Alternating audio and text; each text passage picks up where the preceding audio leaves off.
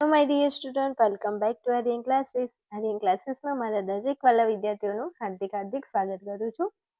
ચાલો વિદ્યાર્થીઓ, આજના વિડીયોની અંદર આપણે આર્યન ક્લાસીસનો જે બોર્ડ પરીક્ષાનો પેપર સેટ છે, બોર્ડ પરીક્ષા 2026નો જે પેપર સેટ આપણે લોન્ચ કરેલો છે, એ પેપર સેટમાં આજે આપણે ધોરણ 12 અને વિષય આપણો સમાજશાસ્ત્ર અને સમાજશાસ્ત્ર વિષયની અંદર આજે આપણે પ્રશ્નપત્ર 2ના વિભાગ સી નું સોલ્યુશન આ વિડીયોની અંદર આપણે જોવાના છીએ.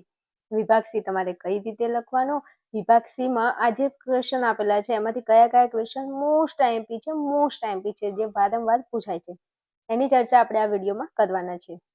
યુટ્યુબના જે વિદ્યાર્થીઓ છે તો વિદ્યાર્થીઓને જણાવી દઉં ભાઈ કે આ જે વિડીયો છે એ મારો એક બોર્ડનો પેપર સેટ મેં લોન્ચ કરેલું છે મારા એપ્લિકેશનમાં, અને એ એપ્લિકેશનની અંદર સમાજશાસ્ત્રની અંદર વિભાગ સી નું સોલ્યુશન હું કરાવું છું. એમાં આ વિડીયો ડેમો સ્વરૂપે તમને અહીંયા યુટ્યુબમાં જોવા મળી રહ્યો છે. જો તમારે આવા બીજા વિડીયોની જરૂર છે તો એના માટે તમારે સમાજશાસ્ત્રના વધારે આઈએમપી ક્વેશ્ચન માટે પેપર સેટ ખરીદી અને તૈયારી કરવાની છે. એમાં 6 પ્રશ્નપત્ર છે અને 6 પ્રશ્નપત્રમાં વિભાગ એ, બી અને સી નું સોલ્યુશન મેં કરાવેલું છે.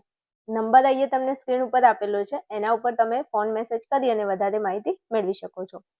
ચાલો વધારે વાત નથી કરવી, ફટાફટ આપણે આપણા ટોપિકમાં આગળ વધીએ છીએ. ચાલો વિદ્યાર્થીઓ, હવે તમે અહીંયા ધ્યાન આપશો. આપણને વિભાગ સીમાં જે પ્રશ્નો આપેલા છે એમાંથી કોઈ પણ 10 પ્રશ્નોના તમારે ટૂંકમાં ઉત્તર લખવાના છે અને પ્રત્યેકના તમને 2 ગુણ મળે છે, એટલે 20 ગુણનો આપણો વિભાગ સી થઈ જાય છે. તમારે ખાલી 10 જ પ્રશ્નો લખવાના છે, તો તમને જે પ્રશ્નો આવડતા હોય 10 પ્રશ્નો લખી શકો છો. બીજું, વિભાગ સીમાં તમારે એક વસ્તુનું એ ધ્યાન રાખવાનું છે કે તમને આવડતા હોય એ પ્રશ્નો તો તમે લખશો, પણ તમને બધા પ્રશ્નો જો આવડતા હોય, કદાચ સારી મહેનત, સારી તૈયારી કરી હોય અને બધા પ્રશ્નો આવડતા હોય, તો એમાંથી જે નાના પ્રશ્નો હોય, ટૂંકા પ્રશ્નો હોય, એવા પ્રશ્નો પહેલા લખી દેવાના, એટલે તમે એમાં તમારો ટાઈમ બચાવી શકો છો. આ એક મારી વાતનું થોડું ધ્યાન રાખજો. ઓકે, ચાલો આગળ વધવું છે. પ્રશ્ન નંબર આપણો 31 છે. ભારતમાં બોલાતી કોઈ પણ 5 ભાષાના નામ આપો. ભારતમાં બોલાતી કોઈ પણ 5 ભાષાના નામ આપો. આવો પ્રશ્નનો જવાબ આપણને ન આવડે ને તો હું એમ કહું છું કે પછી આપણે તૈયારી જ ન કરાય ને 12મા ધોરણની પરીક્ષા ન દેવાય. તો કે કેમ બેન તમે આવું બોલો છો? તો આવું જ બોલો ને, ભારતમાં બોલાતી કોઈ પણ 5 ભાષાના નામ આપણને ન આવડે. 22 માન્ય ભાષાઓ છે આપણા ભારતના બંધારણમાં. 22 ભાષામાંથી તમને 5 ભાષાના નામ તો યાદ રહી જ જાય ભાઈ. અને જો ગુજરાતી આપણી ભાષા છે તો કે હિન્દી આપણી ભાષા છે તો કે સંસ્કૃત આપણી ભાષા છે તો કે હવે હું એમ કહું છું કે તમે ગુજરાતીનું પેપર દેવાના છો તો કે બેન અમે દેવાના છીએ.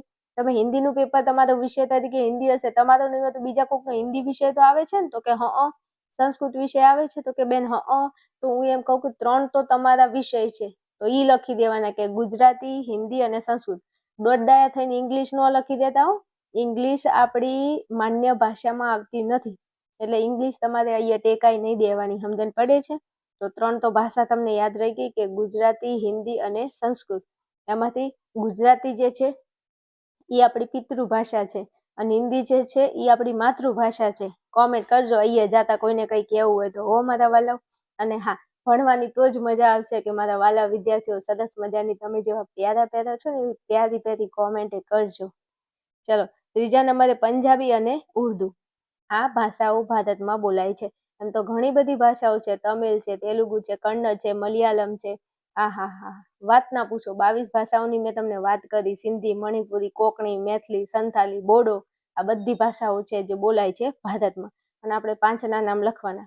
હવે સાંભળજો, જો તમે બીજી જગ્યાએ ગમે તે ભણતા હશો વાંધો નહીં એનો, પણ યાદ રાખવાની ટ્રીક તો હું તમને અહીંથી આપું છું, જે તમને યાદ રહી જાય એવી રીતના ભણાવું છું. મેં તમને હાલ એક વાત કરી કે ગુજરાતી, હિન્દી, સંસ્કૃત આ તો તમારે પેપર દેવાના છે, તો 3 વિષય તો તમને ક્યારે ન ભૂલાય, 3 ભાષાઓ તો તમને ક્યારે ભૂલાય જ નહીં. અને વધી વાત પંજાબી અને ઉર્દુ, યાદ રહી જાય, કાંઈ અઘરું છે નહીં. પ્રશ્ન મોસ્ટ આઈએમપી છે, વારંવાર પૂછાય છે. પછી કહેતા નહીં કે કીધું નહોતું, એટલે તૈયાર કરી લેજો. સમજ્યા મારા વાલાઓ, મારા કલેજાઓ? કોમેન્ટ કરજો, કલેજાઓ કોમેન્ટ કરજો. તમે કોમેન્ટ કરશો ને તો મને વધારે મજા આવશે, ને તમારી માટે આવા અવનવા વિડીયો અને આઈએમપી ક્વેશ્ચન આપણે યુટ્યુબમાં અપલોડ કરવાના છીએ, પણ એના માટે તમારી કોમેન્ટ જોઈશે. ચાલો, 32ની વાત કરવી છે. પ્રાચીન કાળમાં ભારતની ભૌગોલિક એકતા માટે કયા નામો વપરાતા હતા? પ્રાચીન કાળમાં ભારતની ભૌગોલિક એકતા માટે કયા નામો વપરાતા હતા? તો મસ્ત 4 નામ છે, ખાલી યાદ રાખવાના છે 3. ભારત વર્ષ, ચક્રવર્તી અને એક્યાધિપતિ. ભારત માટે પ્રાચીન કાળમાં ભારતની ભૌગોલિક એકતા માટે પહેલા ભારતને ભારત નહોતા કહેતા મારા વાલાઓ, ભારત વર્ષ તરીકે કહેવામાં આવતું હતું. જ્યારે મહાભારતની જે વાત તમે સાંભળી હશે, મહાભારતનો જે સમય હતો, દ્રાપર યુગ, જ્યારે શ્રી કૃષ્ણ હતા ત્યારે ભારતને ભારત વર્ષ કહેવામાં આવતું હતું. પછી ચક્રવર્તી, ભારતને ચક્રવર્તી નામથી સંબોધવામાં આવતું હતું અને એક્યાધિપતિ નામથી સંબોધવામાં આવતું હતું. આ બધા નામો વપરાતા હતા ભારતની ભૌગોલિક એકતા માટે. મસ્ત નામો છે. પ્રશ્ન 1000% મોસ્ટ એમપી છે. પછી મને કહેતા નહીં કે બેન તમે કીધું નહોતું, એટલે તૈયાર કરી લેજો, મારા કાળજાના કટકાવ તૈયાર કરી લેજો. અહીંયા જતા લાઈક કરવી હોય તો કરજો ને કોમેન્ટ કરજો. ઘટે તો જિંદગી ઘટે, પણ મારા વિદ્યાર્થીઓની કોમેન્ટ ન ઘટવી જોઈએ. તમારે કરો કોમેન્ટ, પણ સારી કરજો, તમારા જેવી સારી પ્યારી કરજો કોમેન્ટ. હાલો, 33મા નંબરનો પ્રશ્ન છે. શીખ ધર્મના 5 ક કોને કહે છે? શીખ ધર્મના 5 ક કોને કહે છે? મારી બહેની કસમ, મારી મમ્મીની કસમ ને મારા ગળાના હમસે તમને કહું છું, આ પ્રશ્ન તમારે 1000% મોસ્ટ એમપી છે, તૈયાર કરવાનો છે. ઘણીવાર આ પ્રશ્ન વિભાગ બી માં પણ પૂછાય છે અને સી માં પણ પૂછાય છે. એટલે એવું નહીં કે બી માં છે સી માં ના પૂછાય, સી માં છે બી માં ન પૂછાય, પણ પૂછાય. ઈ ફાઇનલ છે, મોસ્ટ એમપી છે. તમને જે વાલું હોય, તમારું જે પ્યારું પર્સન હોય, તમારું પ્રિય પર્સન, એના ગળાના હમસે આ પ્રશ્ન તૈયાર કરજો. મમ્મી પપ્પા વાલા હોય, ભાઈ બહેને વાલા હોય, અને કોઈને વળી પતિ પત્ની વાલા હોય. હવે એમ ના કહેતા કે બેન અમારે ક્યાં પતિ છે ને અમારે ક્યાં પત્ની છે. ભાઈ, મારી યુટ્યુબ ચેનલ અને મારા એપ્લિકેશનમાં 50% એવા વિદ્યાર્થીઓ છે જેમના લગ્ન થઈ ગયા છે અને ધોરણ 12ની એક્ઝામ આપે છે. આ વાતે તમે સાચા હોય ને તો કોમેન્ટ કરજો, બેન સાચી વાત કીધી, અમે એવા છીએ. હાલો, શીખ ધર્મના 5 કમાં 1 નંબરમાં આવશે કેશ, પછી કંધો, કડું, કચ્છ અને કિરપાણનો સમાવેશ થાય છે. 1 નંબરે જોઈએ, નંબરે ઊંધા લખાઈ ગયા છે. 1 નંબરે કેશ, બીજા નંબરે કંધો, ત્રીજા નંબરે કડું, ચોથા નંબરે કચ્છ અને 5મા નંબરે કિરપાણનો સમાવેશ થાય છે. મોસ્ટ એમપી પ્રશ્ન છે. જોઈએ 1000% મોસ્ટ એમપી છે, એટલે હવે નહીં બોલવું, કરી નાખજો તમારે. કેશ, કંધો, કડું, કચ્છ અને કિરપાણનો સમાવેશ થાય છે. ઓકે, હાલો આગળ વધવું છે. તો પ્રશ્ન નંબર આપણો 34 છે. જાદુના પ્રકાર જણાવો. શું કીધું છે? જાદુના પ્રકાર જણાવો કીધું છે. અહીંયા 1000% મોસ્ટ એમપી ક્વેશ્ચન છે, તૈયાર કરજો અમારા વાલાઓ. મારા ગળાના હમસે પ્રશ્ન તૈયાર કરજો, ખૂબ જ પૂછાય છે. પછી કહેતા નહીં કે કીધું નહોતું. પ્રશ્નનું નામ જુઓ, જાદુના પ્રકાર. પછી તમે યાદ ના કરતા, જાદુ તેરી નજર, ખુશબુ તેરા બદન, તું હા કર યા ના કર, તું હે મેરી કિરણ. હા, કિરણ વાળી સોની મોની ભણવાનું કર. હવે એક્ઝામ નજીક આવી છે, પછી ત્યાં ક્યાં કિરણ આવવાની છે તારું પેપર દેવા? સોની મોની ભણવાનું કરજે પાછી હો. હા ચાલો, જાદુના પ્રકાર ભાઈ 2 છે. જાદુના પ્રકાર કેટલા છે? 2 છે. કયા કયા? પણ એના પહેલા થોડું સમજાવું. અનુસૂચિત જનજાતિઓ એટલે એસટી ની વાત આપણે કરીએ, જે આપણા 3જા ચેપ્ટરમાં ભણવામાં આવે છે. અનુસૂચિત જનજાતિ એટલે કે આદિવાસીઓ, આદિમ જાતિઓ. તો આજે અનુસૂચિત જનજાતિઓ છે, એમની માન્યતાઓ એવી છે, એ લોકો વહેમ, ચમત્કાર, જાદુ જેવી અંધશ્રદ્ધા પર આધારિત છે. હવે જે અનુસૂચિત જનજાતિઓ એટલે કે એસટીની જે જાતિઓ છે, એ બધા વહેમ, ચમત્કાર અને જાદુ જેવી અંધશ્રદ્ધા પર આધારિત છે. તેમની વિધિઓ, એમની પૂજા, બલિ વગેરેમાં જાદુ અને ચમત્કારની શ્રદ્ધા જોવા મળે છે. હવે જે આ અનુસૂચિત જાતિઓના જે લોકો છે, આદિવાસીઓ, આદિમ જાતિઓ જેને આપણે કહીએ છીએ આપણા ભારતના બંધારણ પ્રમાણે, તો એ લોકો વિધિમાં માને છે, પૂજામાં માને છે, બલિમાં માને છે, જાદુમાં પણ એ લોકો માને છે. તો એમની શ્રદ્ધા એમાં જોવા મળે છે. જાદુમાં તેઓ મંત્ર તંત્રનો ઉપયોગ કરે છે. જાદુની અંદર તેઓ શેનો ઉપયોગ કરે છે? મંત્ર અને તંત્રનો ઉપયોગ કરે છે. એ લોકો આ બધું જોકે કરે છે, એમ કે બધા સમાજ, ભાઈ ભુવા ને એમાં તો બધા માને જ છે, પણ આ જે અનુસૂચિત જનજાતિઓ છે એ મંત્ર અને તંત્રનો ઉપયોગ કરે છે. તેઓ 2 પ્રકારના જાદુમાં વિશ્વાસ ધરાવે છે. જો આવ્યું, જાદુના પ્રકાર કેટલા છે? 2 છે. તેઓ બે પ્રકારના જાદુમાં વિશ્વાસ ધરાવે છે. એક નંબરે સફેદ જાદુ અને બીજા નંબરે કાળો જાદુ. જાદુના પ્રકાર કેટલા છે ભાઈ? 2 છે. કયા કયા? સફેદ જાદુ અને કાળો જાદુ. નહીં કહેતા આના ઉપર તો કોકે કાળો જાદુ કરી દીધો છે, આને મંત્રી નાખ્યો છે, હા આનું કવતરું કરાયું છે. તમે આવું બધું, આ બધા સમાજમાં આવું બધું માને જ છે બધા, પણ આ જો કે આમની સ્પેશિયલી વાત થઈ રહી છે. તો તમે શું લખશો? તમારે લખવાનું છે કે જાદુના 2 પ્રકારો છે, સફેદ જાદુ અને કાળો જાદુ. સફેદ જાદુ એ રક્ષણાત્મક અને કલ્યાણકારી છે. સફેદ જાદુ એ થોડો સારો છે, પોઝિટિવ એનર્જી ફેલાવે છે, મતલબ રક્ષણ કરે છે અને કલ્યાણ કરે છે. પણ કાળો જાદુ તાંત્રિક વિદ્યા અને ભૂત પ્રેત સાથે જોડાયેલો છે ભાઈ. કાળો જાદુ છે એ તાંત્રિક વિદ્યા અને ભૂત પ્રેત સાથે જોડાયેલો છે. એટલે 2 જાદુ માને છે, એક સફેદ અને એક કાળો. સફેદ જાદુ રક્ષણ કરે છે અને કાળો જાદુ તાંત્રિક વિદ્યા અને ભૂત પ્રેત સાથે જોડાયેલો છે. ચાલો પછી, તેઓ માને છે કે જાદુ દ્વારા અલૌકિક શક્તિ પર આધિપત્ય જમાવી શકાય છે. લો, એવું કે એ લોકો એવું માને છે કે જાદુ કરીએ ને તો આપણે કોક શક્તિ ઉપર આધિપત્ય જમાવી શકીએ છીએ. જોકે એમાં હંમેશા સિદ્ધિ મળે એવું હોતું નથી. આ બધું નહીં લખો તો ચાલશે, ખાલી આટલું વસ્તુ લખવાનું છે કે જાદુના 2 પ્રકાર છે. આ લખવાનું છે કે જાદુમાં તેઓ તંત્ર મંત્રનો ઉપયોગ કરે છે. 2 પ્રકારના જાદુમાં તેઓ વિશ્વાસ કરે છે, સફેદ જાદુ, કાળો જાદુ. સફેદ જાદુ રક્ષણાત્મક અને કલ્યાણકારી છે અને કાળો જાદુ એ તાંત્રિક વિદ્યા અને ભૂત પ્રેત સાથે જોડાયેલો છે. આટલું તમારે લખવાનું છે.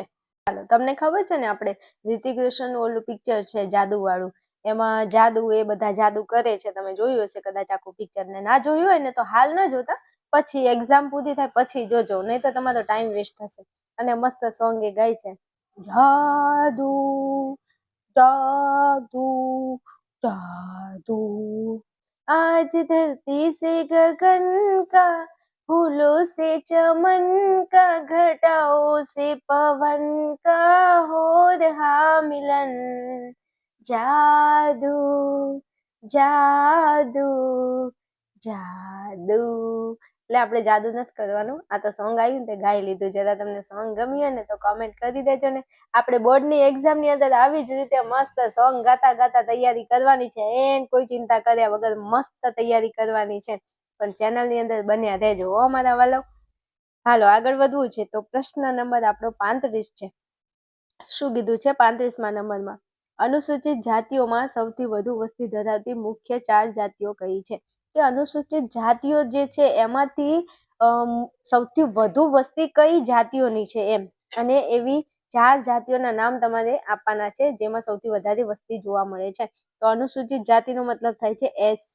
SC ની અંદર કઈ કઈ જાતિઓ આવે છે તો જોઈ લઈએ.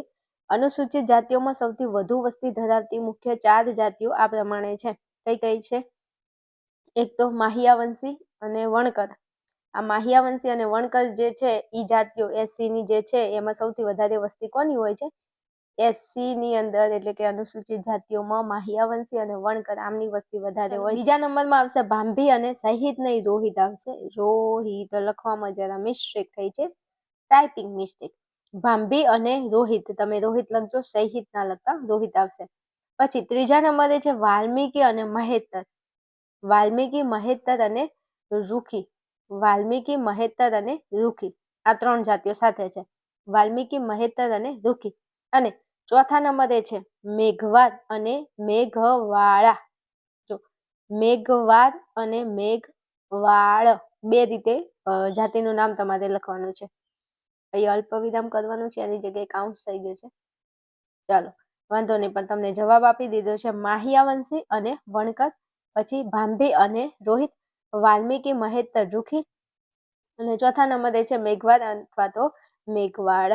યાદ રાખજો, અહીંયા આવશે ગ, મેઘવાર અને મેઘવાળ.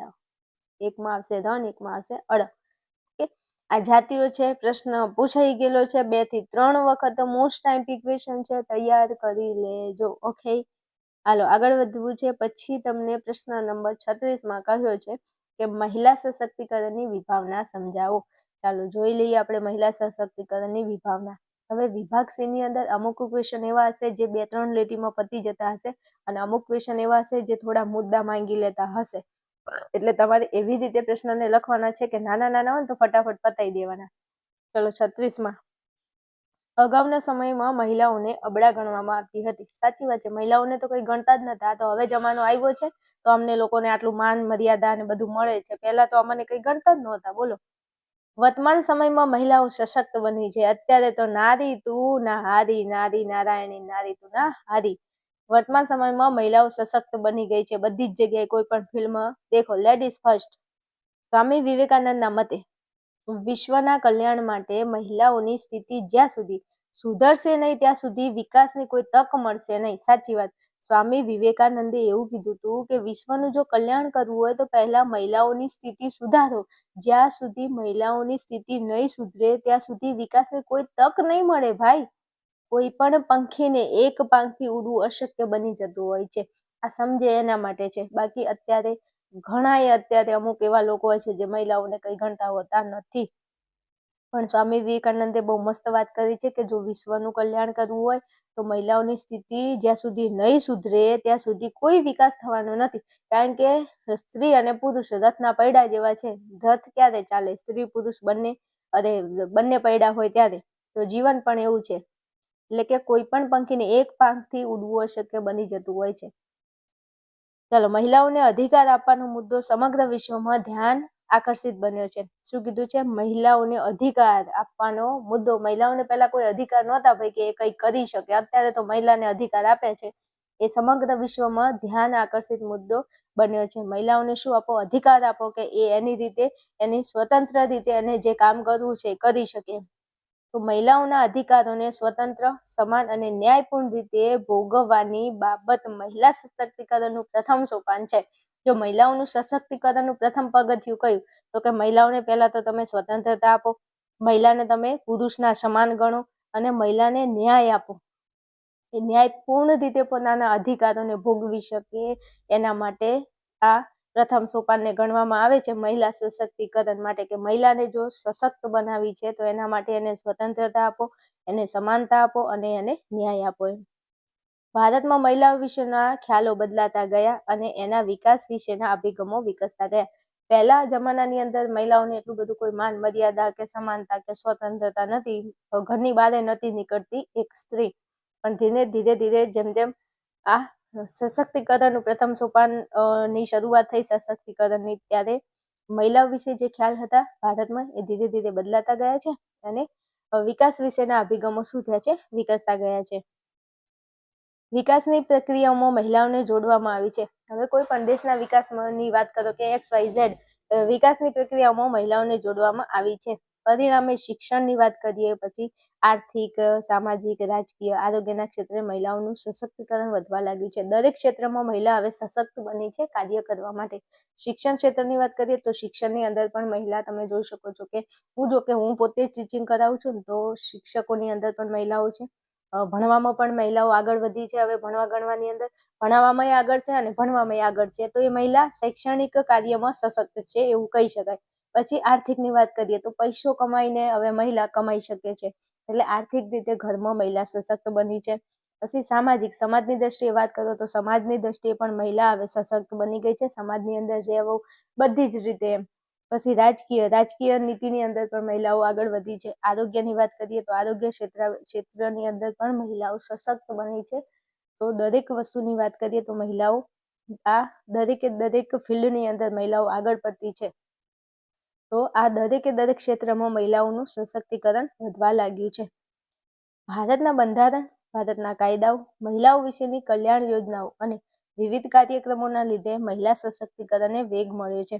ભાઈ, ભારતનું બંધારણ જે છે મહિલાઓ માટે ઘણા બધા અનુચ્છેદો મહિલાઓ માટે છે. કાયદાઓની વાત કરીએ, કાયદાઓ ઘણા બધા એવા બનાવ્યા છે જેથી મહિલા એક સશક્ત બની શકે. રાત્રે એકલી બહાર જઈ શકે તો પણ એને ઘણા બધા એવા કાયદાઓથી રક્ષિત કરવામાં આવી છે. નોકરી ધંધા ઉપર હોય તો પણ એને રક્ષણ લગતા કાયદાઓ છે.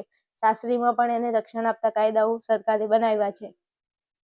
અને ઘણી બધી કલ્યાણકારી યોજનાઓ સ્ત્રીઓ માટે સરકારે અમલમાં મૂકેલી છે. આના લીધે સશક્તિકરણને શું મળ્યો છે? વેગ મળી ગયો છે.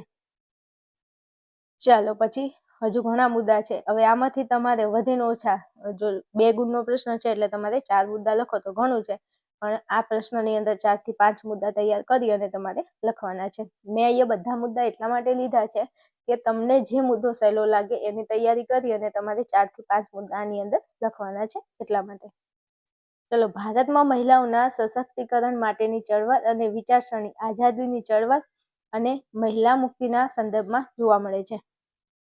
મહિલા સશક્તિકરણમાં શક્તિ મહત્વની છે, જેમાં બળ અને પ્રભાવ સમાયેલા છે. આ પાછળના 2 મુદ્દા નહીં લખો તો ચાલશે. ચાલો, હવે આગળ વધવું છે.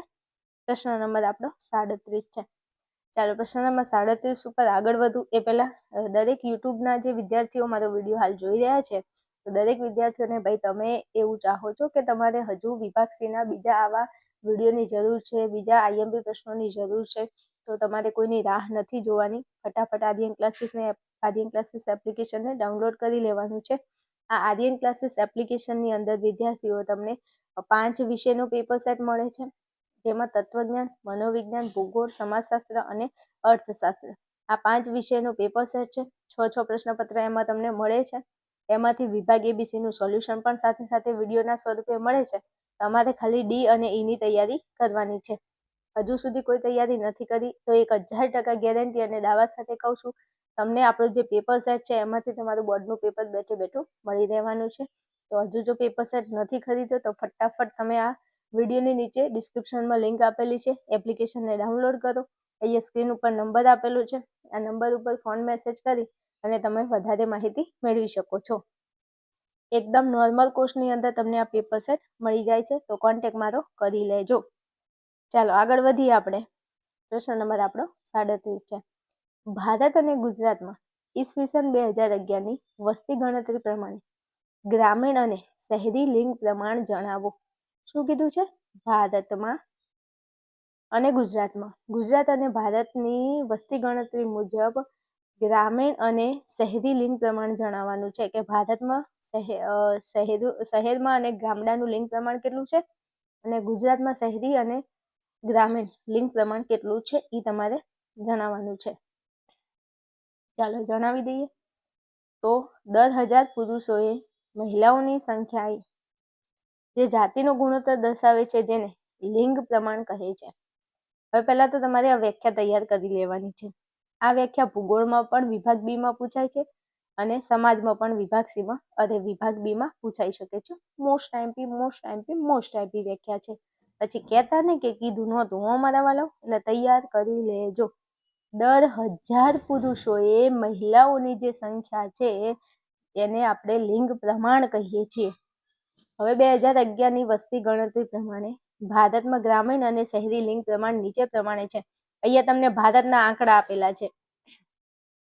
ચાલો જોઈ લઈએ. લખવાનું ઉપર કે 2011ની વસ્તી ગણતરી પ્રમાણે ભારતમાં ગ્રામીણ અને શહેરી લિંગ પ્રમાણ. તો ભારતનું કુલ લિંગ પ્રમાણ કે ભારતનું તો કુલ લિંગ પ્રમાણ ભારતનું છે 940. કેટલું છે? 940. મારા વાલાઓ, આ મોસ્ટ IMP MCQ માં પૂછાય છે કે 2011ની વસ્તી ગણતરી પ્રમાણે ભારતનું લિંગ પ્રમાણ જણાવો. તો જવાબ આવે 940. મોસ્ટ IMP MCQ માં પૂછાય છે. તૈયાર કરી લેજો. અહીંથી તમે વિભાગ C ભણો છો એનો મતલબ એવો નથી કે તમારે ખાલી વિભાગ C ની અંદર ધ્યાન આપવાનું છે. ઘણા પ્રશ્નો એવા હશે એમાંય પૂછાશે ને B માંય પૂછાય છે. રાડો પાડું છું તમારા માટે, સમજાવવા માટે. તૈયારી કરો આ રીતે તૈયારી કરવાની. બસ એક પ્રશ્ન લઈને બેઠા છે એને તૈયાર કરો એવું ન હોય. ચલો, લિંગ પ્રમાણમાં ખબર પડે. ભારતમાં 1000 પુરુષો છે તો એની સામે સ્ત્રીઓ કેટલી છે? 940 છે. કેટલી છે? 940 સ્ત્રીઓ છે. ભારતમાં 1000 પુરુષો છે, એની સામે સ્ત્રીઓ કેટલી છે? 940 સ્ત્રીઓ છે. હવે 940 સ્ત્રીઓ છે તો 60 પુરુષો બાકી રહી ગયા પરણ્યા વગરના, વાંઢા પુરુષ. કેવા? વાંઢા પુરુષ.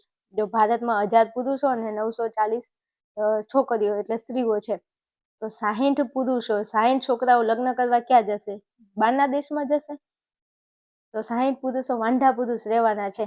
એટલે તમને કહી દઉં છું મારા વાલાઓ કે તમે શાંતિથી ભણી ગણી નોકરી લઈ લેજો એટલે છોકરી મળી જાય, ન કે 60 પુરુષોમાં તમારું નામ ના હોય. હો, મજાક કરું છું મારા વાલાઓ, ખોટું ન લગાડતા. આ તો જરા થોડી મજાક કરવી પડે. એકલું ભણીએ તો આપણને કંટાળો આવી જાય. હાલો તો હવે તમે યાદ રાખી લેશો. કુલ લિંગ પ્રમાણ કેટલું છે? 940 છે. ભારતમાં ગામડાઓની અંદર લિંગ પ્રમાણ કેટલું છે? 947 છે. શહેરમાં લિંગ પ્રમાણ કેટલું છે? 926 છે. હવે આંકડો અહીંયા તમે જોઈ શકો છો 900, 900, 900. ભારતનું કુલ લિંગ પ્રમાણ 940 છે, ગામડાનું 947 અને શહેરનું 926 છે. તો હવે તમારી જવાબદારી પ્રમાણે તમારે 900 નો આંકડો યાદ રાખવાનો, પછી 40, 47, 26, 26 તો 2026 તો એક્ઝામ છે એટલે 26 યાદ રહી જાય. 40 તો આમે યાદ રાખવું જ પડશે, તો 47 ખાલી યાદ રાખવાનું છે. ઓકે, ચાલો પછી ઈસવીસન 2011 ની વસ્તી ગણતરી પ્રમાણે હવે ગુજરાતની વાત કરી. ગુજરાતમાં લિંગ પ્રમાણ કેટલું, ગામડામાં લિંગ પ્રમાણ કેટલું અને શહેરી લિંગ પ્રમાણ કેટલું? ગુજરાતની વાત કરવી છે, આપણા ગુજરાત રાજ્યની વાત કરવી છે. હું અમારા વાલાવ હાલો તો વાત કરી લેવી. કુલ લિંગ પ્રમાણ છે 918. કેટલું છે? 918. આપણા ગુજરાતનું કુલ લિંગ પ્રમાણ કેટલું છે બેટા? 918 છે. તો ગુજરાતમાં 1000 પુરુષો અને 918 કોણ છે? સ્ત્રીઓ છે. 918 સ્ત્રીઓ છે. હવે શું કરશો? કેટલા પુરુષો વાંઢા રહેવાના છે? 82 પુરુષો વાંઢા રહેવાના છે. બોલો, ક્યાં જાવું દુઃખ લઈને આપણે? ક્યાંય નથી જવાનું. શું કરવાનું? તૈયારી કરવાની, નોકરી ધંધો કરવાની. નોકરી કરશો તો લાડીની ગાડી સામેથી આવશે, સમજે પડી? એટલે આમાં તમારું નામ ન આવવા દેવું તો શાંતિથી ભણી લેજો, સોની મોની તૈયારી કરી લેજે. હાલો પછી વાત કરવી છે કે ગ્રામીણ લિંગ પ્રમાણ તો 947 છે અને શહેરી લિંગ પ્રમાણ 880. ઓહો, ઘણું બધું ઓછું છે. લો, શહેર વાળા તો લગ્ન કરવા ક્યાં જશે? આઈસો જો તો ખરા 880 છે.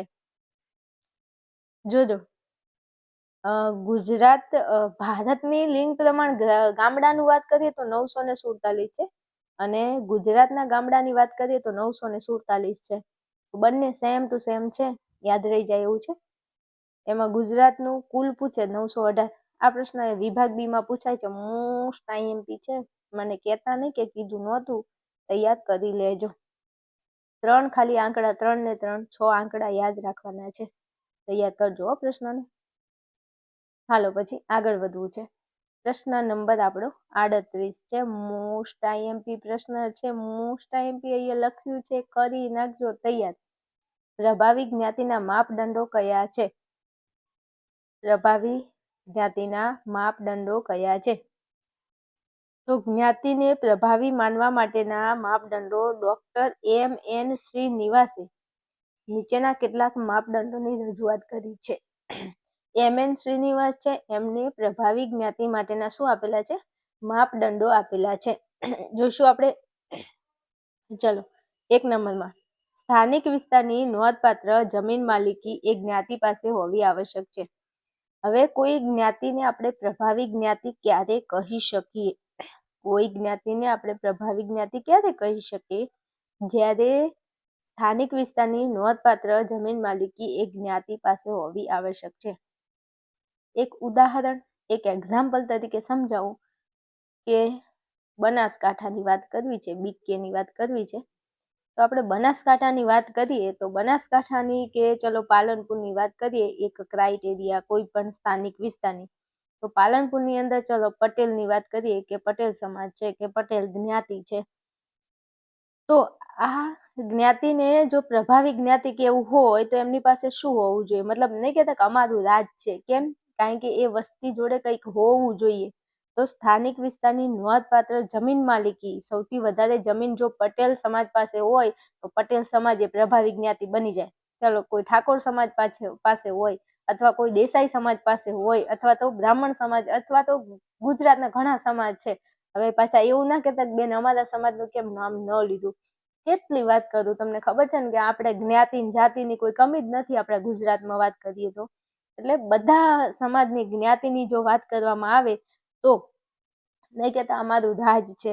રાજ ક્યારે કહેવાય? જ્યારે તમારી જોડે જમીન માલિકી હોય, સૌથી વધારે જમીન જો તમારા લોકો પાસે હોય, જે સમાજની વાત કરો તે, જે જ્ઞાતિ જોડે વધારે જમીન હોય, નોંધપાત્ર જમીન હોય, તો એને આપણે પ્રભાવી જ્ઞાતિ કહીશું. આ માપદંડો છે પ્રભાવી જ્ઞાતિ માટેના. તો 1 નંબરમાં તમને યાદ રહી જાય ભાઈ કે સ્થાનિક વિસ્તારની નોંધપાત્ર જમીન માલિકી એક જ્ઞાતિ પાસે હોવી આવશ્યક છે, તો એ જ્ઞાતિને પ્રભાવી જ્ઞાતિ કહેવાય. નહીં કહેતા કે અમે જ છીએ એમ, અમારું હાલે એમ. ચાલો પછી સંખ્યાની દ્રષ્ટિએ એ વિસ્તારમાં નોંધપાત્ર વસ્તી હોવી જોઈએ. હવે સંખ્યા એમની વધારે હોવી જોઈએ જ્ઞાતિના લોકોની. જે જ્ઞાતિને પ્રભાવી, પોતાની જ્ઞાતિને પ્રભાવી ગણવી હોય તો એમની જોડે વધારે જમીન હોવી જોઈએ. પછી એમની વધારે સંખ્યા, વધારે વસ્તી એમની હોવી જોઈએ એમની જ્ઞાતિની, તો એ જ્ઞાતિને પ્રભાવી જ્ઞાતિ કહેવાય. સમજણ પડે છે મારા વાલાઓ? શું કીધું છે? સંખ્યાની દ્રષ્ટિએ એ વિસ્તારમાં નોંધપાત્ર વસ્તી હોવી જોઈએ. ચલો પાલનપુરની વાત કરીએ તો પાલનપુરમાં, અથવા મહેસાણાની વાત કરીએ તો મહેસાણા જિલ્લામાં તમે જે જગ્યાએ રહેતા હોય એ જગ્યાએ સૌથી વધારે જે જ્ઞાતિની વસ્તી હોય અને સૌથી વધારે જે જ્ઞાતિ જોડે જમીન હોય એ જ્ઞાતિને પ્રભાવી જ્ઞાતિ કહેવાય. સમજણ પડે છે? ગામડાના વિદ્યાર્થીઓને તો બિલકુલ ખબર પડી ગઈ છે, કારણ કે ગામડામાં આવું બહુ હોય છે. ચલો પછી ઉચ્ચ પારંપરિક દરજ્જાઓ ઉપરાંત શિક્ષણનું પ્રમાણ જુઓ. એવું નથી કે એકલી જમીન તમારી જોડે વધારે હોય ને એકલી વસ્તી તમારી વધારે હોય તમને પ્રભાવી જ્ઞાતિ કહી દેવાનું. નહીં ભાઈ, એમની જોડે શિક્ષણે વધારે હોવું જોઈએ. પછી વહીવટી તંત્રમાં નોકરીઓ, એમના જ્ઞાતિના લોકો વધારે વહીવટી તંત્રમાં નોકરી કરતા હોવા જોઈએ. બીજું, એ જ્ઞાતિના આવકના શહેરી સ્ત્રોત, એ જ્ઞાતિ જોડે આવક ક્યાંથી આવતી હોવી જોઈએ? શહેરમાંથી આવતી હોવી જોઈએ. વગેરે. પણ કેટલીક જ્ઞાતિઓને ગ્રામ વિસ્તારમાં સત્તા અને પ્રતિષ્ઠા આપી પ્રભાવી જ્ઞાતિ બનાવે છે. હવે જો ઘણીવાર કેવું હોય છે કે દરજ્જો ઊંચો હોય, શિક્ષણનું પ્રમાણ વધારે હોય, નોકરી ધંધો વધારે હોય, આવકના સ્ત્રોત શહેરી હોય, આ બધું હોય તો એ જ્ઞાતિને આપણે પ્રભાવી જ્ઞાતિ કહીશું. પણ કેટલીક જ્ઞાતિઓને ગ્રામ વિસ્તારમાં સત્તા અને પ્રતિષ્ઠા આપી પ્રભાવી જ્ઞાતિ બનાવે છે. હવે ગામડામાં કેવું હોય ખબર છે? અમુક જ્ઞાતિ જોડે વધારે સત્તા હોય. શું હોય? સત્તા હોય. તો એની જોડે સત્તા વધારે હોય ને એટલા માટે ગામડામાં એ પ્રભાવી જ્ઞાતિ બની જાય. બીજું, એની પ્રતિષ્ઠા વધારે હોય તો એ પ્રભાવી જ્ઞાતિ બની જાય.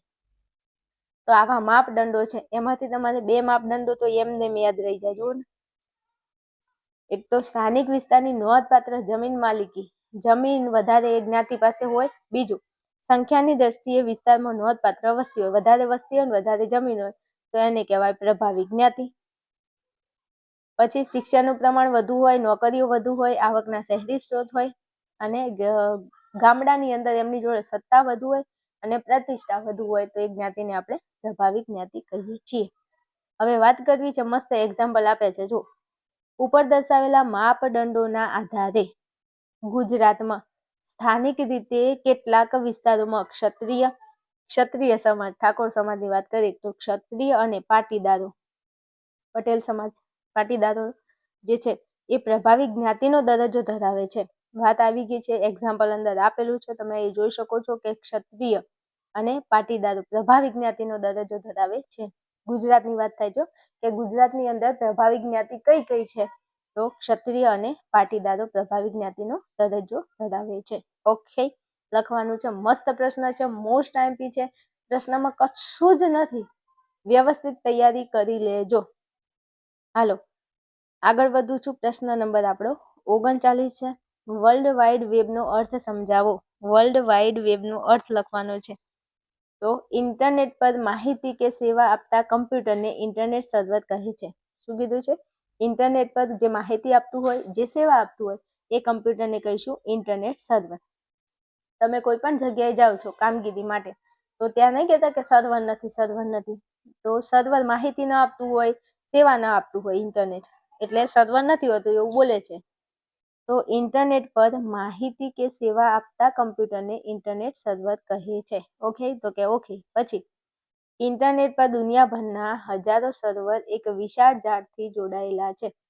ઇન્ટરનેટ ઉપર દુનિયાભરના હજારો સર્વર, દુનિયાની અંદર હજારો સર્વર છે જે એક વિશાળ શેનાથી? જાળથી જોડાયેલા છે. અને આ રચનાને વર્લ્ડ વાઇડ વેબ કહે છે. WWW પૂછાય છે, WWW નું પૂરું નામ તો વર્લ્ડ વાઇડ વેબ. આ વિભાગ બી માં પૂછી લે કે WW નું પૂરું નામ વર્લ્ડ વાઇડ વેબ. વ્યાખ્યા તમારે યાદ રાખવાની છે. ઓકે, હાલો આગળ વધુ. પ્રશ્ન નંબર આપણો 40. ચલો, પ્રશ્ન નંબર આપણો 40 છે. સામાજિક આંદોલનની અસરો જણાવો. મોસ્ટ ટાઈમ ક્વેશ્ચન છે, વારંવાર પૂછાય છે. પછી કહેતા નહીં કે કીધું નહોતું. સામાજિક આંદોલનની અસરો. તો સામાજિક આંદોલન એ સમૂહની સામાજિક અભિવ્યક્તિ છે. સમૂહના લોકો પોતાના નક્કી કરેલા હેતુ માટે સામાજિક આંદોલન કરે છે. ભાઈ, સામાજિક આંદોલન કેમ કરવામાં આવે છે?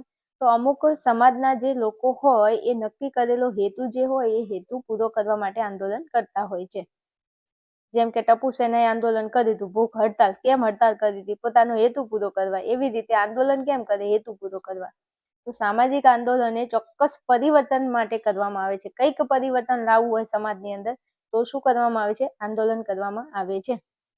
જો સમાજમાં આંદોલન થાય તો સામાજિક આંદોલનની કંઈક અસરો આવે છે સમાજ ઉપર. હવે કઈ કઈ અસરો આવે છે એ અસરો તમારે લખવાની છે. તમને 2 ગુણમાં પ્રશ્ન પૂછ્યો છે તો તમારે 4 મુદ્દા તો લખવા જ પડે, પણ અહીંયા તમારે પૂરેપૂરી અસરો લખવાની છે, કારણ કે અસરો ફિક્સ છે. 6 અસરો છે, તો આ 100 અસરો તમારે તૈયાર કરીને લખવાની છે. પ્રશ્ન શું કીધો છે? સામાજિક આંદોલનની અસરો. કે જો સમાજમાં સામાજિક આંદોલન કરવામાં આવે તો એની શું અસરો આવે? તો અહીંયા આપેલી છે આ 6 અસરો તમારે તૈયાર કરવાની છે. જો 7મું ચેપ્ટર જેને અથવામાં કાઢવું હોય તો તમે કાઢી શકો છો, કારણ કે 7મા ચેપ્ટરમાં હું સમજુ છું તમને થોડું હાર્ડ પડતું હશે. 7મું ચેપ્ટર ન આવડે તો એને તમે અથવામાં મૂકી શકો છો, પણ બાકીના ચેપ્ટરની તમે વ્યવસ્થિત તૈયારી કરજો. ચલો, 1માં કીધું છે સામાજિક આંદોલન પરિવર્તનની પ્રક્રિયાને ઝડપી બનાવે છે. જો સામાજિક આંદોલન કરવામાં આવે તો પરિવર્તનની પ્રક્રિયા કેવી બને છે? ઝડપી બને છે. બીજા નંબરે સામાજિક આંદોલનથી લોકોમાં સભાનતા આવે છે. જો આંદોલન કરવામાં આવે તો લોકો જાગૃત થાય છે, સભાનતા આવે છે. સામાજિક આંદોલનના કારણે નવી નેતાગીરી ઊભી થાય છે. નવા નેતાઓ સમાજને મળે છે. પછી સામાજિક આંદોલનથી સમાજમાં વૈચારિક વિકાસ થાય છે. શું કીધું છે? સામાજિક આંદોલનથી સમાજમાં વૈચારિક વિકાસ થાય છે. કેવો? વૈચારિક વિકાસ થાય છે. પછી 5માં સામાજિક આંદોલનના કારણે વૈકલ્પિક ઉપાયો વિશે ચર્ચા વિચારણા થાય છે. સામાજિક આંદોલન થાય છે એના લીધે વૈકલ્પિક ઉપાયો વિશે શું થાય છે? ચર્ચા થાય છે. નવા વિકલ્પો વિશે ચર્ચા કરવામાં આવે છે. સામાજિક આંદોલનથી સામાજિક બદલાવ આવે છે. તો આ 6 એની અસરો છે. સામાજિક આંદોલન પરિવર્તનની પ્રક્રિયાને ઝડપી બનાવે છે, લોકોમાં સભાનતા આવે છે, નવી નેતાગીરી ઊભી થાય છે, સામાજિક વૈચારિક વિકાસ, વૈકલ્પિક ઉપાયો વિશે ચર્ચા વિચારણા અને સામાજિક બદલાવ આવે છે.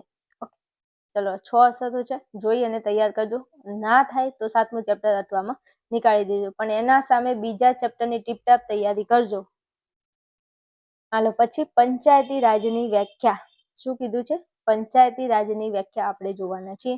તો પંચાયતી રાજની વ્યાખ્યા કોને આપી છે? તો વિદ્યાસાગર શર્માએ પંચાયતી રાજની વ્યાખ્યા આપેલી છે. કોને? વિદ્યાસાગર શર્માએ. શેની વ્યાખ્યા આપી છે? પંચાયતી રાજની વ્યાખ્યા આપી છે. પંચાયતી રાજ એક એવી કલ્પના છે જે વિશ્વ સમક્ષ લોકશાહીનો એક નવો જ દ્રષ્ટિકોણ રજૂ કરે છે. આવી વ્યાખ્યા આપી છે વિદ્યાસાગર શર્માએ. શું કીધું છે? કે પંચાયતી રાજ એક એવી કલ્પના છે જે વિશ્વ સમક્ષ લોકશાહીનો એક નવો જ દ્રષ્ટિકોણ રજૂ કરે છે. પંચાયતી રાજ એટલે સત્તાનું વિકેન્દ્રીકરણ. પંચાયતી રાજ એટલે શું? સત્તાનું વિકેન્દ્રીકરણ. મોસ્ટ ટાઈમથી MCQ પૂછાય છે કે પંચાયતી રાજ એટલે શું? તો પંચાયતી રાજ એટલે સત્તાનું વિકેન્દ્રીકરણ. MCQમાં પૂછાય છે. ચાલો, પછી લોકશાહીની રીતે સામૂહિક વિકાસના કામો કરવાની સત્તા સંભાળતી લોકો દ્વારા ચૂંટાયેલી પંચાયતોની વ્યવસ્થા. એમ કીધું છે કે લોકશાહી રીતે સામૂહિક વિકાસના કામ કરવાની સત્તા સંભાળતી અને લોકો દ્વારા ચૂંટાયેલી પંચાયતની વ્યવસ્થા, એને કહીશું પંચાયતી રાજ. આવી વ્યાખ્યા આપી છે વિદ્યાસાગર શર્માએ. વિભાગ C માટે વાત કરું ને તો તમારે ખાસ આગળના જે ચેપ્ટર છે 1 થી લઈ અને 4 ચેપ્ટરની ખાસ તૈયારી કરવાની છે. ચાલો, પછી આગળ જવું છે. પ્રશ્ન નંબર 42 છે. સમાજ વિરોધી વર્તન કોને કહે છે? IMP ક્વેશ્ચન છે, પૂછાય છે વારંવાર, ધ્યાનમાં રાખજો. તો દરેક સમાજને પોતપોતાના આગવા ધોરણો હોય છે. જોજો, સમાજ વિરોધી વર્તન એટલે શું? સમાજ વિરોધી વર્તન એટલે સમાજના વિરુદ્ધ જઈને તમે જે વર્તન કરો એને શું કહેવાય? સમાજ વિરોધી વર્તન. હમણાં જો કે વાત કરીએ કે બનાસકાંઠા, પાટણ અને વાવ થરાદમાં એક ઠાકોર સમાજનું બંધારણ બનાવ્યું છે. તો કે વધારે આપણે વાત નથી કરી, પણ વાત કરું છું. તો એમને બંધારણ બનાવ્યું છે અને બંધારણના વિરુદ્ધ જઈને કોઈ કામ કરે એને કહેવાય સમાજ વિરોધી વર્તન. સમજી ગયા તમે? ટૂંકમાં સમજાવી. અહીંયા એવું છે કે સમાજ વિરોધી મતલબ સમાજના વિરુદ્ધ જઈને તમે જે વર્તન કરો છો, જે કામ કરો છો, એને કહેવાય સમાજ વિરોધી વર્તન. ચલો, બીજો ત્રીજો કોઈ સમાજ છે જેને પોતાના સમાજની અંદર કંઈક નિયમો બનાવ્યા છે, કંઈક ધોરણો એટલે નિયમો. જો અહીંયા કીધું છે ને કે દરેક સમાજને પોતપોતાના આગવા શું હોય છે? ધોરણો હોય છે. દરેક સમાજ એટલે સમજી ગયા સમાજની અંદર બધા સમાજ આવે. આપણા ગુજરાતમાં જે સમાજ છે બધા સમાજની વાત થાય છે. એકલી ગુજરાતની વાત નહીં, ઓલ ઓવર ઇન્ડિયાની વાત કરીએ તો દરેક સમાજને પોતાના આગવા ધોરણો એટલે નિયમો થાય બેટા. ધોરણો એટલે નિયમો. દરેક સમાજને પોતપોતાના આગવા નિયમો, ધોરણો હોય છે. હવે સાંભળજો, પ્રશ્ન સમજાવું છું. આ ધોરણોમાં લોકરીતિઓ, જો લોકોની રીતિઓ, પરંપરા, હા, પહેલાના જમાનાથી ચાલતી આવતી લોકની રીતિઓ. નહીં કહેતા કે અમારે તો આવી રીત નથી હો લગ્નમાં. ભાઈ અમુક એમ કે અમારા જન્મ સમય આવી રીત નથી, અમારે મરણ કોઈ મરી જાય તો અમારે આવી રીત નથી, પેલા કે અમારે આવી રીત છે. તો દરેક સમાજને પોતાની અલગ અલગ રીતો હોય કે અમે આ રીતના કરીએ, અમે આ રીતના અમારે વિધિ થાય, આ રીતના અમારે આ થાય એમ. પછી દરેક સમાજના રિવાજો અલગ હોય. જો લગ્નના રિવાજો દરેક સમાજના અલગ હોય, પછી મરણ પ્રસંગના રિવાજો અલગ હોય, લગ્નના રિવાજો અલગ હોય, બધા જ રિવાજો એમ. પછી મૂલ્યો, પછી ટ્રાફિકના નિયમો, પછી રાજ્યએ ઘડેલા કાયદાઓ વગેરેનો સમાવેશ થાય છે. લો બોલો, આ જે સમાજના નિયમો, ધોરણો છે એમાં શેનો સમાવેશ થાય? તો એકલો લોકરીતિઓ આવશે, રિવાજો આવશે, મૂલ્યો આવશે, ટ્રાફિકના નિયમો અને રાજ્યએ ઘડેલા કાયદાઓનો સમાવેશ થાય છે. આગળ વાત કરીએ તો દરેક સમાજના સભ્યો, જોજો, દરેક સમાજના સભ્યો, સમાજની અંદર જે રહેતા સભ્યો છે એ પોતાના સમાજનો સભ્ય પોતાના સમાજમાં પ્રવર્તતા સામાજિક ધોરણોનો સ્વીકાર કરી. હવે સમાજમાં રહેતો સભ્ય સમાજના ધોરણો એટલે નિયમો, તો નિયમોનો શું કરશે? સ્વીકાર કરશે. દરેક સભ્ય, તમે સમજી શકો છો, તમે જે સમાજમાં રહો છો તો તમે તમારા સમાજની અંદર જે સમાજને લગતા ધોરણો એટલે નિયમો, તે સમાજના જે નિયમો છે એનો તમારે સ્વીકાર કરવો પડે. સ્વીકાર કરી ધોરણોની મર્યાદામાં રહી, એટલે કે નિયમની મર્યાદામાં તમારે રહેવું પડે. સમાજમાં રહેતા હોય તો નિયમની મર્યાદામાં રહી પછી તે મુજબ પોતાનો વર્તન વ્યવહાર ગોઠવે તો તેને ધોરણ અનુરૂપનું વર્તન કહેવાય. સાંભળજો, પ્રશ્ન મસ્ત છે, આવડે એવો છે, એકદમ ઈઝી છે. સમાજમાં તમે રહો છો, હાલ તમે સમાજમાં બધું જોવો છો, એના આધારે આપણે 2 થી 3 4 મુદ્દા ખાલી લખવાના છે ભાઈ, કે સમાજમાં રહેતા સભ્યો પોતાના સમાજના જે ધોરણો છે એનો સ્વીકાર કરવાનો છે, ધોરણોની મર્યાદામાં રહેવાનું છે અને તે મુજબ, એ મર્યાદા મુજબ, એ નિયમ મુજબ પોતાનો વર્તન વ્યવહાર કરવાનો છે. જો નિયમમાં રહીને કામ કરે તો એને કહેવાય ધોરણ અનુરૂપનું વર્તન, મતલબ નિયમ અનુસારનું વર્તન.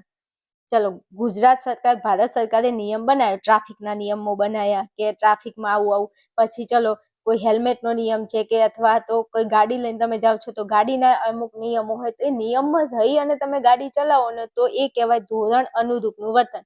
પણ તમે નિયમનો ભંગ કરો તો એને કહેવાય ધોરણ વિરુદ્ધનું વર્તન. સમજણ પડે છે? સમાજના નિયમ પ્રમાણે કામ કરો તો સમાજ અનુરૂપનું વર્તન, પણ સમાજની વિરુદ્ધ જઈને કામ કરો તો સમાજ વિરોધી વર્તન. સમજણ પડે છે? જો અહીંયા આપેલું છે નીચે, સમાજના તમામ સભ્યો દ્વારા હંમેશા ધોરણ અનુરૂપ વર્તન થતું હોય તેવું જોવા મળતું નથી. એમ કે છે કે સમાજમાં રહેતા તમામ સભ્યો હંમેશા કોઈ નિયમ અનુસાર જ વર્તન કરે એવું જોવા નહીં મળતું. અમુક લોકો નિયમનો ભંગ કરે છે, તો જે નિયમનો ભંગ કરે છે એને કહેવાય વિરુદ્ધનું વર્તન. તો જોજો, અહીંયા કીધું છે કે સમાજના કેટલાક સભ્યો દ્વારા ક્યારેક જાણતા કે અજાણતા, જો અમુક લોકો જાણી જોઈ અને નિયમનો ભંગ કરે, અને અમુક લોકોથી મજબૂરી હોય બિચારાની કે નિયમનો ભંગ કરવો પડે. અમુક લોકો એવા હોય જે અજાણતા એટલે જાણ વગર એ લોકો શું કરે? ધોરણોથી વિરુદ્ધનું વર્તન એમનાથી થઈ જતું હોય છે. સમજણ પડી? જો નિયમોનો, ધોરણોનો સ્વીકાર કરે, મર્યાદામાં રહે, વર્તન પોતાનું વર્તન વ્યવહારમાં ગોઠવે તેને ધોરણ અનુરૂપનું વર્તન કહેવાય. પણ સમાજના બધા સભ્યોથી હંમેશા ધોરણ અનુરૂપ વર્તન થતું નથી ભાઈ. સમાજના કેટલાક સભ્યોથી જાણતા અજાણતા શું થાય છે, ધોરણોથી વિરુદ્ધનું વર્તન થઈ જતું હોય છે. તો આવા સામાજિક ધોરણોથી વિરુદ્ધના વર્તને સમાજના ધોરણોથી એટલે કે સામાજિક નિયમોથી વિરુદ્ધના વર્તનને સામાજિક ધોરણ ભંગ વર્તન કે સામાજિક વિચલન કે સમાજ વિરોધી વર્તન કહે છે. શું કહે છે? સમાજ વિરોધી વર્તન કહે છે. સામાજિક ધોરણોથી વિરુદ્ધનું વર્તન એને આપણે કહીશું સમાજ વિરોધી વર્તન. ઓકે માય ડિયર સ્ટુડન્ટ, ખબર પડી? હાલો આગળ જવું છે. જો મસ્ત પ્રશ્ન સમજાવ્યો છે, એક એક મુદ્દો આમ ટાંકીને સમજાવ્યો છે. તૈયાર કરજો પાછા. આમથી આમ તું નથી ભણાવતી, તૈયાર કરાવું છું. જો તમને યાદ રખાવું છું, સમજાવું છું ડીપમાં. ચાલો પછી 43મો પ્રશ્ન, મોસ્ટ આઈએમપી. આ પ્રશ્ન છે ને અહીંયા લખવાનું રહી ગયું છે કે 1000% મોસ્ટ આઈએમપી એવું પ્રશ્ન છે. મારા ગળાના હમસે આ પ્રશ્ન તમારે તૈયાર કરવાનો છે. ખૂબ જ મોસ્ટ આઈએમપી છે, તૈયાર કરી લેજો.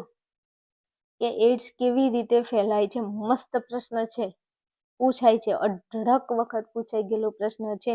પછી કહેતા નહીં કે બેન તમે કીધું નહોતું.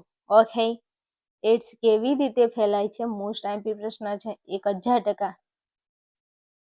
તો એડ્સ એ HIV વાયરસથી થતો રોગ છે. પહેલા તમને ખબર હોવી જોઈએ કે એડ્સ કોનાથી થાય? HIV વાયરસથી થાય છે. HIV વાયરસથી એડ્સ થાય છે. હવે આ HIV જે છે ને, HIV નો વાયરસ શરીરની બહાર સરળતાથી નાશ પામે છે. HIV નો વાયરસ, વાયરસનું નામ છે HIV અને રોગનું નામ છે એડ્સ. એડ્સ એ રોગ છે, HIV એ વાયરસ છે. હવે આ HIV જેમ કે કોરોના વાયરસ આવ્યો હતો ને એવી રીતે, તો HIV વાયરસ છે એ શરીરની બહાર હોય તો એનો નાશ થાય. પરંતુ એક વખત તે માનવીના શરીરમાં પ્રવેશી જાય, પણ જો એ માનવના શરીરમાં એકવાર જતો રહે, દાખલ થઈ જાય, તો તેનો નાશ કરી શકે એવી કોઈ દવા કે રસીની હજુ સુધી શોધ થઈ નથી. લખવાનું, આ બધું લખવાનું ભાઈ, મસ્ત છે. જો આવડે એવું છે કે એડ્સ HIV વાયરસથી થતો રોગ છે. HIV નો વાયરસ શરીરની બહાર સરળતાથી નાશ પામે છે, પરંતુ એક વખત જો માનવના શરીરમાં તે દાખલ થઈ જાય, ત્યાર પછી તેનો નાશ કરી શકે એવી કોઈ દવા કે રસીની હજુ સુધી શોધ થઈ નથી. તો એડ્સ કેવી રીતે ફેલાય છે એ તમારે જણાવવાનું છે. તો હવે જણાવીએ છીએ કે એડ્સના વાયરસ માનવ શરીરમાં કેવી રીતે પ્રવેશે. હવે એડ્સનો વાયરસ મનુષ્યના શરીરમાં કેવી રીતે જાય તે અંગેની સમજ ડોક્ટર પ્રકાશ વૈષ્ણવ. હવે કે મનુષ્યના શરીરમાં HIV કેવી રીતે જાય છે એની સમજ કોને આપી છે? તો કે ડોક્ટર પ્રકાશ વૈષ્ણવ અને ડોક્ટર વ્રજલાલ પટેલે આપી છે. ડોક્ટર પ્રકાશ વૈષ્ણવ અને ડોક્ટર વ્રજલાલ પટેલે પોતાના એડ્સ આ યુગનો મહાકાળ નામના પુસ્તકમાં આપેલી છે. આ બે વ્યક્તિઓ છે જેમને એવું કીધું છે કે એડ્સ મનુષ્યના શરીરમાં કઈ કઈ રીતે જાય છે એવું કીધું છે. કોને? પ્રકાશ વૈષ્ણવ અને ડોક્ટર વ્રજલાલ પટેલે કીધું છે. શેમાં કીધું છે? એક પુસ્તકમાં કીધું છે. કયું પુસ્તક છે? તો એડ્સ આ યુગનો મહાકાળ. આ પુસ્તકમાં આ બે વ્યક્તિઓ કીધું છે કે એડ્સ મનુષ્યના શરીરમાં કઈ રીતે દાખલ થાય છે. તો 4 રીતે મનુષ્યના શરીરમાં એડ્સ દાખલ થાય છે. કઈ કઈ 4 રીતો છે? એક તો જાતીય સંબંધ દ્વારા.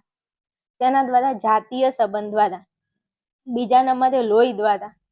ત્રીજા નંબરે માતા દ્વારા અને ચોથા નંબરે જંતુયુક્ત સાધનો દ્વારા. હવે કે બેન આ અમને કઈ ખબર ન પડી, મારું બેટું આ HIV ચમનો દાખલ થાય શરીરમાં. તો તમે કોઈ જોડે સેક્સ કરો છો, જાતીય સંબંધ બાંધો છો, જાતીય સમાગમ કરો છો. વિજ્ઞાનની ભાષામાં સમાગમ કહેવાય અને ઇંગ્લિશમાં સેક્સ કહી શકો અને ગુજરાતીમાં તો મારાથી ન જ બોલાય. જો કે તો વાત કરું, તમે હસતા નહીં પાછા. ભણવામાં આવે છે એટલે મારે કેવું પડે છે. હા, તમે દોત ના કાઢતા. હા, શેનું હસવું આવે છે? સોની મની. તો પછી તો વાત એવી કરવી છે, જો કે મારું કર્તવ્ય છે તમને ભણાવવાનું, એટલે હું ભણાવું છું. તમને હસવું ન આવવું જોઈએ, કેમ કે જો ડોક્ટરોને હસવું આવે ને તો એક ડોક્ટર ડિલિવરી ન કરાવી શકે. સમજણ પડે છે? હા, તો બસ સિરિયસ થઈ જાવ. ચલો, વાત એવી છે કે જાતીય સંબંધ દ્વારા જ્યારે એક છોકરો કે એક છોકરી એક છોકરી વધારે પુરુષ જોડે જાતીય સમાગમ કરે અથવા તો એક છોકરો વધારે છોકરીઓ જોડે જાતીય સમાગમ કરે અને એમાંથી જો કોઈ છોકરી કે કોઈ છોકરાને HIV હોય તો જાતીય સમાગમ દ્વારા આ HIV વાયરસ તમારા છોકરા છોકરીના શરીરમાં દાખલ થઈ શકે છે. તો આ એક રીતે HIV શરીરમાં જાય છે. પછી બીજી વાત કરી કે લોહી દ્વારા. હવે લોહી દ્વારા કેવી રીતે HIV દાખલ થાય? તો ચલો કોઈ વ્યક્તિને એક્સિડન્ટ થઈ ગયું, લોહી બહુ વહી ગયું, ચલો એને દવાખાને લઈ ગયા ને એને લોહીની બહુ જરૂર છે. ચલો આપણી મમ્મીની વાત કરી કે આપણી મમ્મીને દાખલ કરી છે અને એને લોહીની જરૂર છે. તો તમે મમ્મી માટે જે લોહી બ્લડ બેંકમાંથી લઈને આવ્યા અને એ લોહી જો HIV વાળું હોય ને તમને ખબર ના હોય અને ડોક્ટરે આ લોહીની જાંચ ના કરી હોય, ચકાસણી ન કરી હોય ને આ લોહી HIV વાળું છે ને મમ્મીને જો ચડાઈ દેવામાં આવે તો મમ્મીના શરીરમાં HIV દાખલ થાય કે નહીં? તો કે હા થાય, 100% થાય. તો એવી રીતે પણ HIV દાખલ થાય છે મનુષ્યના શરીરમાં. બીજું, કોઈ મમ્મી છે અને મમ્મીને HIV થયેલો છે, મમ્મીને HIV છે ને આ જે કોઈ બી સ્ત્રી છે એ પછી પ્રેગ્નેન્ટ થાય તો એનું જે બાળક જન્મ લે છે ને એ બાળકના શરીરમાં પણ HIV દાખલ થઈ જાય છે બાય ડિફોલ્ટ. રેડી? તો કે રેડી. પછી કીધું છે જંતુયુક્ત સાધનો દ્વારા. હવે દવાખાનામાં ગયા, ડોક્ટરે એક વ્યક્તિની તપાસ કરી, ઈલાજ કર્યો અને એને તાવ આવ્યો તો એને ઇન્જેક્શન આપ્યું. તો જે વ્યક્તિને ઇન્જેક્શન આપ્યું એ વ્યક્તિના શરીરમાં HIV હતો અને હવે એનું એ ઇન્જેક્શન આ ડોક્ટર બીજા કોઈ વ્યક્તિને આપે તો HIV વાળું ઇન્જેક્શન બીજા વ્યક્તિને લાગે તો એના શરીરમાં HIV ફેલાય છે. એટલે જંતુયુક્ત સાધનો પછી ડ્રગ્સ અમુક લેતા હોય તો એક ઇન્જેક્શનથી 5-6 ભાઈબંધો ફ્રેન્ડ સર્કલ ડ્રગ્સ લેતા હોય તો એ 5-6 માંથી જો એકને હોય HIV તો એનાથી પણ શું થાય છે? બીજા વ્યક્તિને HIV ફેલાય છે. ખબર પડી? તો આ 4 રીતે HIV ફેલાય છે. ટૂંકમાં પણ ઘણી બધી માહિતી આપી દીધી છે. મસ્ત પ્રશ્ન છે. 1000% મોસ્ટ આઈએમપી છે HIV. કરી નાખજો તૈયાર. ઓકે. હવે જો વાત કરું, આમ જોવા જઈએ તો આ 44મા નંબરનો પ્રશ્ન છે, પણ અહીંયા એક પ્રશ્ન જે અહીંયા તમને દેખાય છે 44મા નંબરનો, આ પ્રશ્ન ચેપ્ટર 2 નો છે, જે આગળ મૂકવાનો હતો 32 કાં તો 33મા નંબરના પ્રશ્નમાં આ પ્રશ્ન મૂકવાનો હતો પણ ભૂલથી નીચે ટાઈપિંગ થઈ ગયો છે એટલે તમારે કોઈ ચિંતા નહીં. આ પ્રશ્ન તમને પૂછાશે તો 33 કાં તો 34મા નંબરમાં પૂછાશે, જે આપણે પાછળ લખ્યો છે. પ્રશ્ન તમારે તૈયાર કરવાનો છે. ખૂબ જ મોસ્ટ આઈએમપી આ ક્વેશ્ચન છે. ચાલો, શું કીધું છે? ખ્રિસ્તી ધર્મના મુખ્ય સિદ્ધાંતો જણાવો. તો ખ્રિસ્તી ધર્મના મુખ્ય 3 સિદ્ધાંતો છે. કેટલા છે? 3 સિદ્ધાંતો છે. કયા કયા? ઈશ્વરના પુત્ર અને સંદેશવાહક તરીકે ઈસુ ખ્રિસ્તમાં શ્રદ્ધા અને વિશ્વાસ રાખવો. બીજા નંબરે સેવા કરવી અને ત્રીજા નંબરે પડોશી પ્રત્યે પ્રેમ અને સહિષ્ણુતા. પડોશી પ્રત્યે પ્રેમ એટલે જેઠાલાલ બબીતા પ્રત્યે પ્રેમ રાખે છે એની વાત નથી થતી હો મારા વાલાઓ. પડોશી પ્રત્યે એટલે સોસાયટીમાં બધા કેવા એકબીજા હળી મળીને રહે છે પડોશીઓ, એટલે પડોશી પ્રત્યે પ્રેમ રાખવાનો અને સહિષ્ણુતા રાખવાની. બીજું, ઈશ્વરના પુત્ર અને સંદેશવાહક તરીકે ઈસુ ખ્રિસ્તમાં શ્રદ્ધા રાખવી અને વિશ્વાસ રાખવો અને સેવા કરવી. આ 3 સિદ્ધાંતો તૈયાર કરવાના છે. મોસ્ટ આઈએમપી ક્વેશ્ચન છે મારા વાલાઓ. ચલો, 44મો એટલે કે છેલ્લો પ્રશ્ન આપણા પ્રશ્નપત્રનો પૂરો થાય છે. હદ બાર જઈ અને તમને સમજાવવાની કોશિશ કરી છે. આઈ હોપ તમે સમજ્યા હશો. મારા વાલાઓ, જે મારો પેપર સેટ ખરીદ્યો છે તમે વોટ્સએપમાં આવીને કહેજો કે કેવી મજા આવે છે ભણવાની. અને જે મારા યુટ્યુબના વિદ્યાર્થીઓ છે ને તમે તો જરા કોમેન્ટમાં મને જણાવી દેજો તમને કેવી મજા આવે છે ભણવાની. ઓકે, ચાલો વિડીયોને અહીંયા રાખું છું. મળીશું આપણે નેક્સ્ટ વિડીયોમાં. જોતા રહો, ભણતા રહો અને મોજ કરતા રહો.